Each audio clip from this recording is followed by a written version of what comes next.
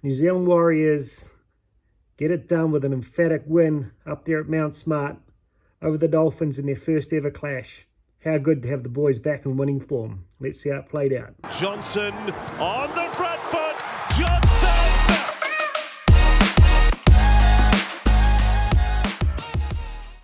18. As you can tell, this is a pretty unique production this week. Managed to stuff my back somehow yesterday. Can't sit, can't stand, can't walk. Laid out, but figured, man, if the boys can make that kind of effort, I've got to make one too. So coming to you live from my bed today. So we've been asking for it for a long time. Close to the complete performance where we get the defense up and the attack in sync on the same day.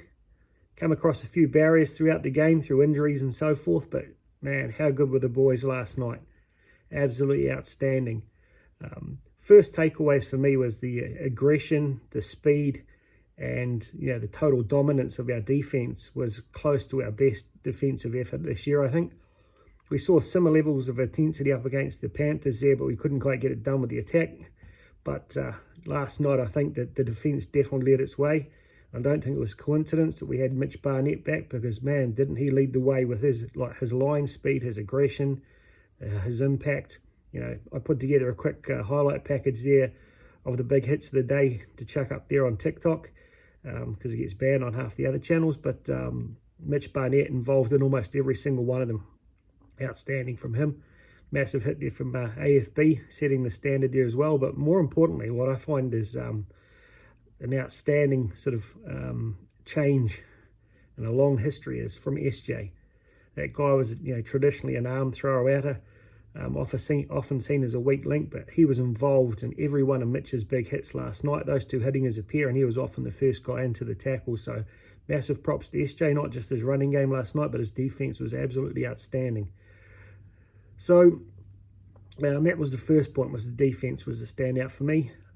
A few other key things I noticed was the attack. Having Wading in there, taking those first couple of steps out of dummy half to put the defense in two minds, and then with those really crisp, wide on the money passes that set up his halves out there were just light and day different. Lussick's been playing really, really well, but the deception of what Egan was able to do last night really set the attack on fire. The other thing I noticed is Tohu wasn't in there at first receiver anywhere near as much as he was last week. A lot more passing directly to our really hard running forwards and back runners. The other thing I noticed is Metcalf got in there at first receiver a lot more than he did last week, and I think we really started to use him a lot more effectively. And thirdly, we got a lot more ball directly out to SJ with forward momentum and time to run. And we saw what he did with those two clinical tries, SJ of old. So it's not just his defense, it's not just his crafty play. He's still got that speed and agility.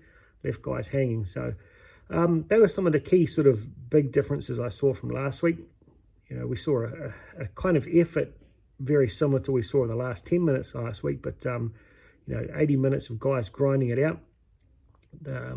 It's a real shame to lose Rocco Berry. I thought he was having another big game before that head clash, and then losing Montoya there for another 15 minutes. So it was really interesting to see how well we played with both Marata and Curran in the centres. I haven't been a huge fan of Marata in the centres, in recent times. He doesn't quite have the pace, but I thought Curran was really, really effective. I think that's a definite option for us going forward as bench cover when we lose a centre or an outside back. I thought SJ really took a massive step up, probably even more effective than we saw from Reynolds last week. So, it just showed that, he's not taking a backward step in form this year. Turns it around instantly, just maintained that consistency. So that was really awesome. I thought his kicking game wasn't quite on song. A few of his kicks were sort of, a little bit aimless at times, but, the chase from the boys and the aggression in that kick chase defense more than made up for it, pinning those guys back down in their corners, able to aggressive defense driving them back further. So they were offering kicking from about 30 on their own 30-meter line, not even able to get up to the 40 or halfway. So that was an outstanding effort from the boys on defense here as well. So let's take a quick look through, and I'm going to give a rating for these guys. Pretty much all verbal this time because it's a little bit difficult to sit there and type out all of the stats and so forth. But Let's have a quick look through who we've got here. So Ferns, first up, Chance Nickel-Clogstep, another massively outstanding game. A lot of guys voted him man of the match, or for 2 points in the Warriors this week. 186 metres, post-contact metres 41, one line break assist, 3 tackle breaks, tackle efficiency up at 83%. So great effort there from my man Chance, and I think he's worthy of another solid 9 out of 10. Dallin, ever since he has had those couple of games where he played at fullback there for half a game, and then he played for one full game at fullback, I think it really ignited his running game a lot more. Just maybe giving him that little bit of space to give him the confidence. His game has just taken it to a new level, to the point where I think he's actually outplaying Montoya now. And we went through those stages where everyone was sort of wondering whether he even get back in with the way Kossi was playing. So he's more than justifying, his place in the team. And you couldn't even imagine dropping him with what he's doing. What did he get there this time? 209 running metres. We got there 52 post-contact metres, 4 tackle breaks. That intercept, how good. Just to see him smiling as he ran all the way down the bloody sideline there. Another, I'm going to give him a 9 as well. I thought Rocco Berry, for his short time on the field, just showed that he's got a lot of class. He's got a lot of, I feel like he's got time. He's a really confident defender. He makes a lot of tackles for a centre, so I was really disappointed for him. It's going to mean he's going to be out for the 11 days. But, I can't score him based on, he's only on there for about 20 minutes, I think it was. So, disappointed for him. Adam Pompey, a little bit of frustration around him. I felt a couple of times there he's a little bit lazy on defence again, but really continues to develop his attacking game. It's disappointing that he managed to get that offload away right on their try line, but Curran was looking at the outside, or looking outside him to see where everyone was when the ball came and hit him in the chest. So, I'm going to give him a 7. I think I could have given him a little bit less for some of his struggles in defence there. But, still, pretty solid. I think had Williami come back and Rocco was still fit, I do think that Pompey would have been the one to drop out. But, he continues to keep getting game time. He's played every game this season. And, he has more than justified his position, but, still would like a little bit more effort from him in those, particularly things like when, breaks are made. He gives up really, really quickly. My man Montoya, one of my favourite players. He's always full of energy. And again, he did last night, but he had 5 missed tackles and gave away a couple of penalties there, plus a couple of errors, which was far from ideal. He still ran for 116 metres. What did he get there? Only 20 post-contact metres. So he's been a little bit of a struggle recently to try and break through that line the way he was doing in the first sort of quarter of the season there. But still, solid effort. Because of those errors and the missed tackles, one of them leading to a try there in the second half, I'm only going to be able to give him a 6.5 this week. Hope he really turns it around next week. Maybe he's needing a little bit of a break there, I'm not sure, but would love to see him get back to the form he showed in the first few rounds. My man Luke Metcalf, he definitely managed to get into the game a lot more this week. On the back of that pass from near quarter, just steamed away and showed his pace. I think he showed a good touch when he got into first receiver there. He's definitely calm. He's probably going to have to build up a little bit physically in his defence. He's not a big guy. He's quite slight, so he does struggle to handle some of those bigger players. But let's have a quick look at his tackle efficiency here. Luke Metcalf, actually 90.32, and that's 28 tackles made. So that's actually pretty good, but I just feel like he struggles to stop the guy when he's the first tackler there, and they can get a bit of a roll on the back of that. So I'm sure he'll start to beef up, maybe work on his technique a little bit there, because we know he's not that much. He's probably quite similar to Tamati Martin, who was able to hold his own quite well. But all in all, I thought he had a really good game, and on the back of that try he got, I'm going to give him a solid 8.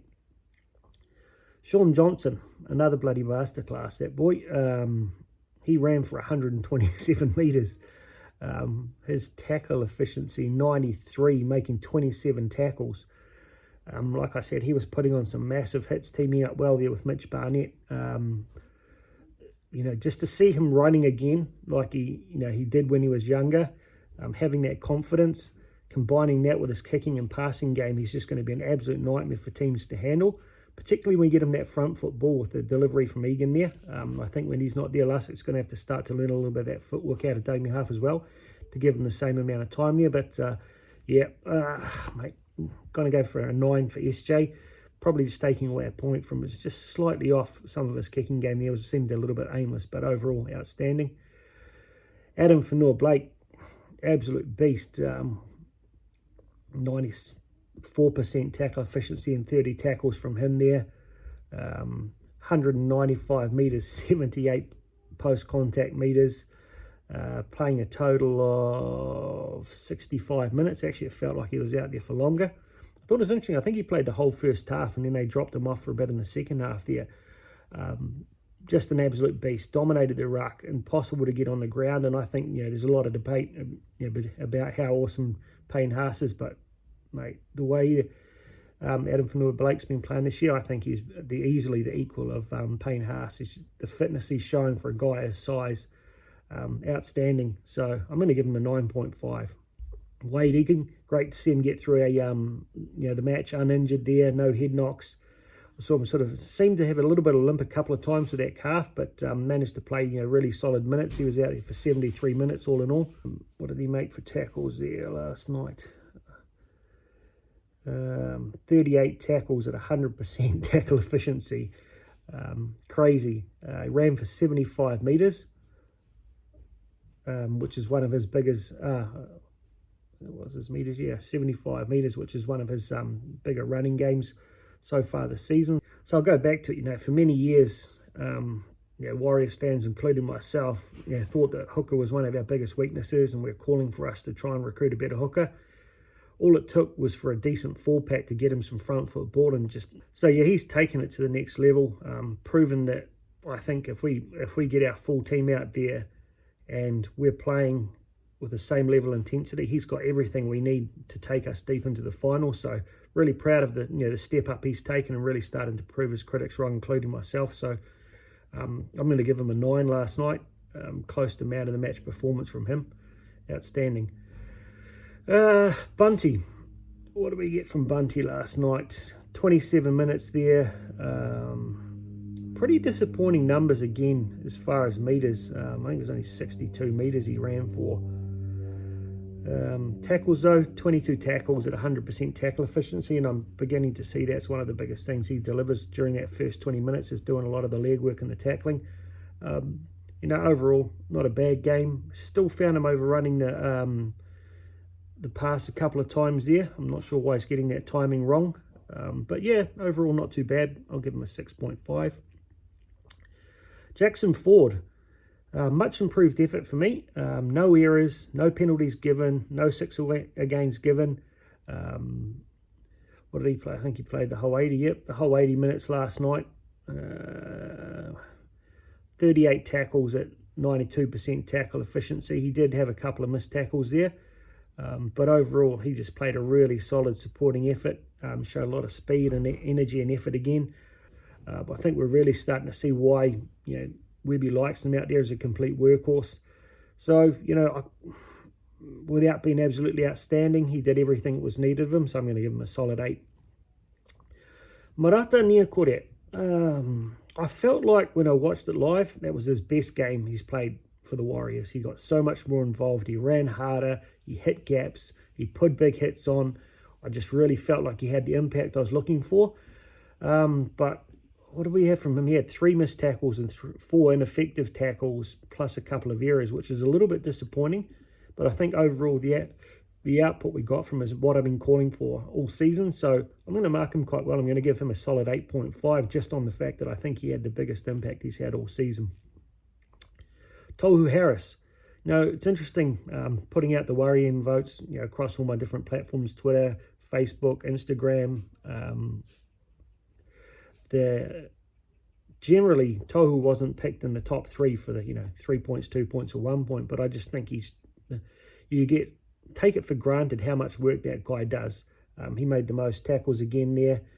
What did he play there? He played 72 minutes for 40 tackles, 117 metres, 46 post-contact metres. We saw he struggle with that knee a little bit in the first half, but it's just pretty crazy the amount of work he gets through considering his size and the injuries he's carrying. So another great captain's knock. I really like how vocally starting to get towards the referees and keeping them on their game. So 9 out of 10 for me for Tohu. It's not more you could ask from the man. I do like the fact that we got him out of first receiver a bit more, sort of free him up a bit so he's not involved in every single play.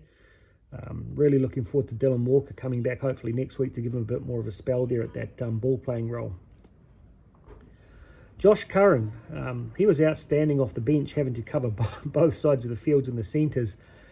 Really surprised me. He's actually, he's got sneaky quick speed. He defended really, really well. Played for 67 minutes all in all. Ran for 96 metres, 28 post-contact metres. What have we got in defence? 22 tackles in the centres at 88% tackle efficiency. So overall, I thought he was a really great link, and he's going to be an excellent option for us. Probably I prefer him there than Niaquati because of his speed. I'm going to give him minus 1.5 points because if he'd been watching Pompey when Pompey offloaded and grabbed that ball, there's every chance he could have scored that. But overall, one of his better games for the year as well. So I'm going to give him a solid 8.5. Mitch Barnett, my man. God, we saw how good he is once, the impact he made and what he brings to that full pack there. What he played 50 minutes last night. He ran for 147 metres, 48 post-contact metres, 28 tackles at 96.5 tackle efficiency. His aggression and line speed, he just he didn't, I was a bit worried about, wincing a little bit every time he take it up or make a tackle that he might injure that neck again. No sense of self-preservation, just went absolutely hard. You can see he just brings a level of confidence to the full pack around him. When he hits those first runners coming off their line and just puts them back, 4 or 5 metres, it's just got to lift your team. I just can't wait to see him, Jazz, and Dylan working in tandem in the later rounds this year because I think that we're going to have one of the most high-impact benches. Probably see him drifting into a starting role, but I kind of like the fact that we have him coming off the bench here, that we don't lose the momentum when Bunty comes off. In fact, he lifts the momentum and actually kind of covers that gap there when AFB's off the field later on. So, only limited minutes for his first game back, but I'm going to give him a 9 out of 10 just purely on the impact he had on the whole game. A couple of little errors there at times, but overall, his energy, his enthusiasm is a massive plus for the team. So great to have him back. My man Bailey Sirenen, over the past 2 weeks, he's continuing to show me that he's got more than I thought he did. He's definitely improved his dummy half play, that he's a genuine option there to have on the bench to cover dummy half. His passing has really, really improved. That great little offload that got things going to lead to Luke Metcalf's try. Overall, his just ability to cover so many positions, and the fact he seems to be starting to step up and having his impact there. Maybe the club do look to continue to sign him on after this year. I don't know. I've heard rumours he might be going to St George, but I love how he's started to put questions in my mind, and he's starting to prove a few guys right who did back him, because I've struggled with him a little bit earlier on in the season. But a solid effort from him, and even a 7.5 out of 10 there off the bench. Tom Ali, I think it was great to see him sort of really come in and have an impact after he'd been, I don't know if he's dropped or rested or what the story was. What did he have there? He only got the 15 minutes off the interchange bench there, but he ran for 65 metres with 23 post-contact metres, 5 tackles for 100% tackle efficiency. He's one guy that's maintained 100% tackle efficiency throughout the year. So he probably ran more aggressively and harder than I've seen him all season. When I say all season, probably for the past 3 or 4 rounds actually, and he seems to start getting a little bit tired. We can't forget this is his first full season of NRL footy. It starts to take a toll on the body. So it's understandable you get that slight form drop, but maybe just the thought about getting dropped there or rested gave him that injection to really lift things up. So I'm really curious to see what happens with the forward pack once we do get Dylan Walker back. Do they give Bunty a rest, or do they end up giving Ali a rest as they showed they were going to do this week? So all in all, I thought the whole team stepped up, played with heart, aggression and intensity that we've been looking for.